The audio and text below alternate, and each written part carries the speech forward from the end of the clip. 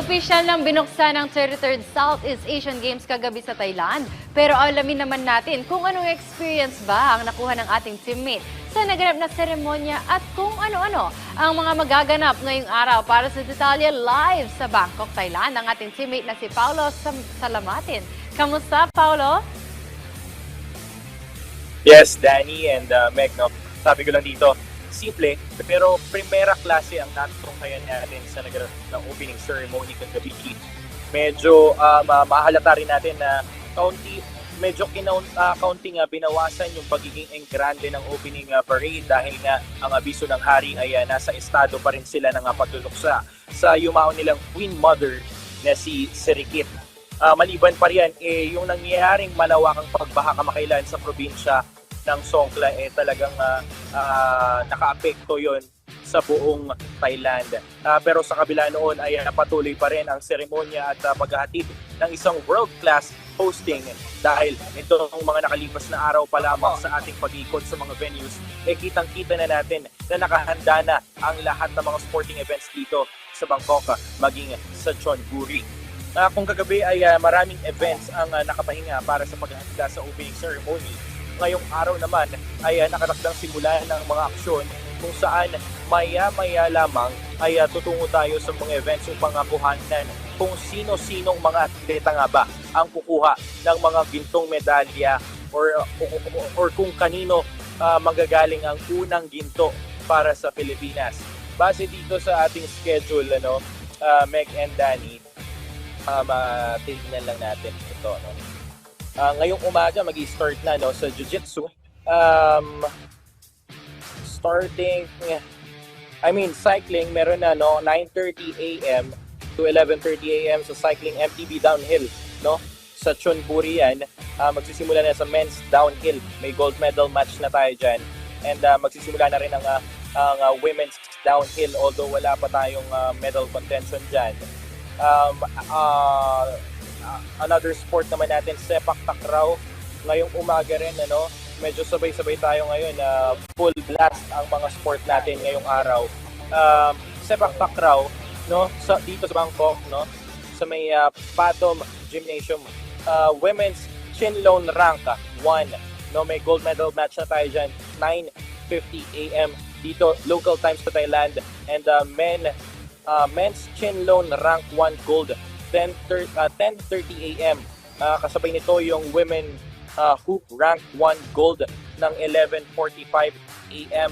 Tapos meron ding men's hoop rank 1 gold 1:15 p.m. So lahat yan sabay-sabay ngayong umaga magi-start hanggang 1:15 p.m. Local time po yan 1 hour behind po dito sa Thailand kumpara dyan sa Philippine time.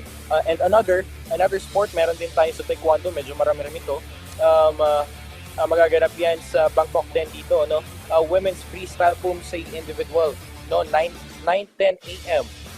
Men's freestyle Pumse individual gold, 10 to 11 a.m. Mixed recognized Pumse pair at men's recognized Pumse team, women's recognized Pumse team, and mixed freestyle Pumse mixed, So lahat yan gold medal contention na ng magsisimula ng 9 a.m. hanggang 3 to 4 p.m. And another one po, meron tayo sa badminton, women's team, pero wala pa tayong medal contention dito. Women's team and men's team, magsisimula ng 3 p.m. hanggang 8 p.m. Sa kayak naman natin, meron tayong isang gold medal contention, men's single slalom, 3:15 p.m. po yan mag-i-start. And meron din tayo sa equestrian, meron tayong mga bronze medal matches sa mix 2 to 4 goals bronze, mix 2 to 4 goals din. And yun, so yan, lahat yan 4 p.m. Tapos mix 2 to 4 goals.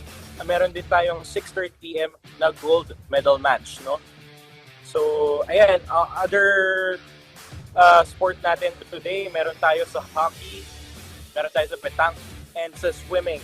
ito yung medyo madugo dahil sunod-sunod itong event nila sa swimming heats, no, na mag-i-start yan na 9 a.m. Ayan, so meron tayong mga category doon sa swimming: men's 200 meter individual medley, women's 200 meter butterfly, men's 100 meter freestyle, women's 50 meter breaststroke, men's 100 meter backstroke, women's team gold, at men's team. So ayan, lahat yan, Meg and Danny, binanggit ko na. Meg and Danny? Alright, napakaraming sporting events na magaganap today. But pag-usapan muna natin itong opening ceremony. Paolo, as a sports reporter on the ground, ano ba yung pinakatumatak na mensahe ng opening ceremony dyan sa 33rd Southeast Asian Games? Alam mo, Meg, every time na magko-cover ako ng mga ganitong klaseng event, lalong-lalo sa mga international events like SEA Games, World Games, no, isa talaga sa mga nakakatindig balahibo ay itong opening ceremonies, kung saan ito na rin yung talagang inaabangan ko every time na magko-cover ako ng mga events, no, like this. Talagang kasi makikita mo doon yung tradition and culture na meron ng isang bansa. So dito sa Thailand talagang alam ko medyo binawasan pa nila, pero alam ko kayang-kaya pa nilang ingrandehan ito. At dahil nga doon nga sa pagluluksa nila doon sa yumao nilang Queen Mother, and doon sa Songkla nangyaring malawakang pagbaha. Pero this time, no, napakaganda, all in all, talagang best, kumbaga masasabi ko best hosting na ito ng Thailand. Talagang napakaganda ng 33rd Southeast Asian Games natin. So ayun, marami pang aabangan. Meron pa tayong closing, no. Looking forward naman sa closing ceremonies. Pero this time talagang abangan muna natin yung mga atleta natin na kukuha ng mga ginto. At abangan natin kung malalampasan ba ng mga atleta natin yung gold record natin last SEA Games na 58 golds. Paolo, since may interaction ka sa ating mga atleta, ano ba yung naging atmosphere sa loob at labas dyan sa competition venue? Yes, no, kahapon meron na tayong mga nakausap ng mga atleta, gaya ni Nesty Petesio. Si Nesty Petesio talagang ako na-expect ko talaga hindi siya maglalaro this edition ng SEA Games. Pero kasi nakita ko siya, parang nagkita ata kami last 2 weeks before siyang pumunta ng Thailand. Talagang logo siya eh.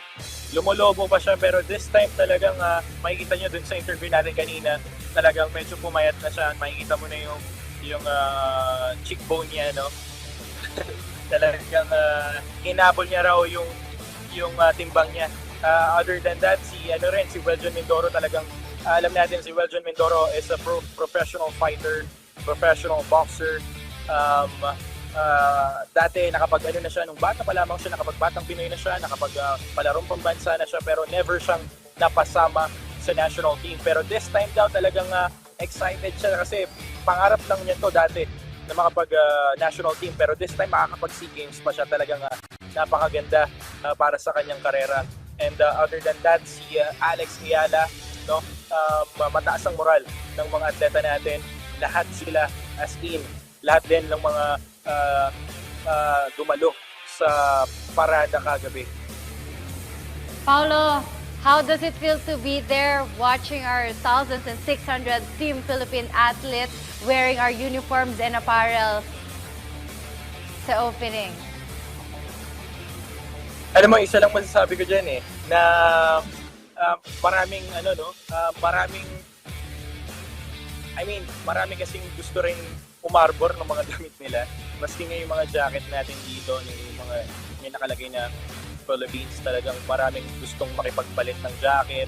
Yung iba na ikipagpalit na, may mga brand pa na mga luxury brands na nakikipagpalit dun sa jacket natin.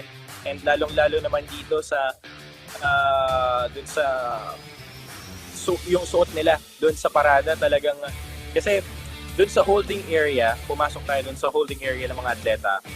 Nakita natin doon, nakikipag-usap sila. Tapos marami ding mga ibang delegations, mga high-ranking delegations na nakikipag-usap kila POC President Abraham Bambol Tolentino and Attorney Wharton Chan, no, na tinatanong nila ano yung mga nakalagay. Ano yung mga nakalagay dito na mga nakaborda, no, dun sa barong na suot nila ng mga atleta natin at dun sa mga officials natin. So, talagang naintriga sila at napakaganda kasi gusto nga nilang kunin, no? Parang gusto nilang bilhin or tinatanong nila kung pwede bang may binibenta bang ganyan. So, doon pa lang makikita natin na talagang world class din ang international level. I mean, yung suot natin dito sa 33rd SEA Games. On that note, maraming salamat, Paolo. And na-excite kami para sa iyo. That's a very historic and momentous event na talagang nawi-witness mo ngayon. Kaya good luck sa iyo dyan, Paolo. Yes, At thank alam you, ko Meg. na... Yes, for sure yan. Talagang na-enjoy ko na ngayon pa lang. Day 1, no? Kagabi. Day 1 pa lang yun. Pero marami pa tayong aabangan sa mga susunod at i-update natin lahat yan. On that note, maraming salamat. I know you are very busy, kaya naman maraming salamat, Paolo. Salamatin live mula Bangkok, Thailand.